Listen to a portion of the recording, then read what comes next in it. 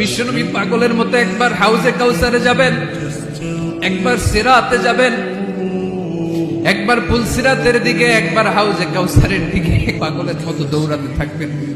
তার কোন গুনাহগার উম্মত যাতে জাহান্নামে ঢুকে না যায়, সেদিন কেউ সুপারিশ করতে পারবে না বিশ্বনবী ছাড়া। এজন্য 5 নম্বর আল্লাহ বললেন, মান যাল্লাযী ইয়াশফাউ ইনদাহু ইল্লা বিইযনিহি।